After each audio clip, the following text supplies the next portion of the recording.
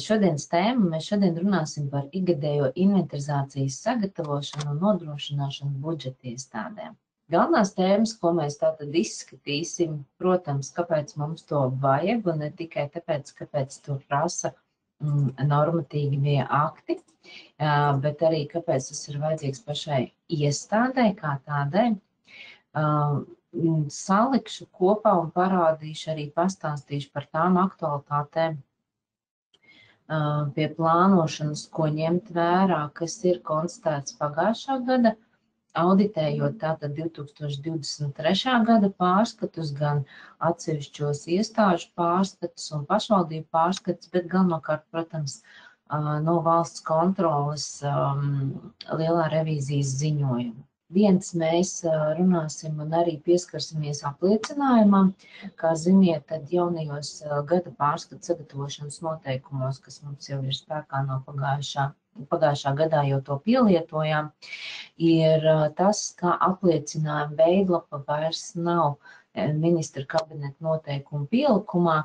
Pamatojumi, kāpēc to darām, un es ieteiktu arī ielikt iekšā, kad ir jāiesniedz dokumenti, kam ir jāiesniedz dokumenti. Tas drīkst nebūt rīkojumā, tas drīkst būt arī jūsu iekšējā tātad attaisnojuma dokumentā, kur jūs aprakstat par inventarizācijas kārtību, bet to derētu darīt. Bija konstatēts, ka revidenti koncentrējās, un tā arī ir, jo es arī jums minēju sākumā, ka viņi skatās tos būtiskākos posteņus. Ja? Un bija konstatēts, ka tā kā koncentrējās uz nekustamiem īpašumiem tam līdzīgi, bet mazākos posteņus tā kā piemirst. Kā viņu šo te salīdzināšanās procesu skaidroja un kā viņu redz, ļoti labi, manuprāt, tiešām ļoti labi un pārskatām un ir iekšā datumi. Ja?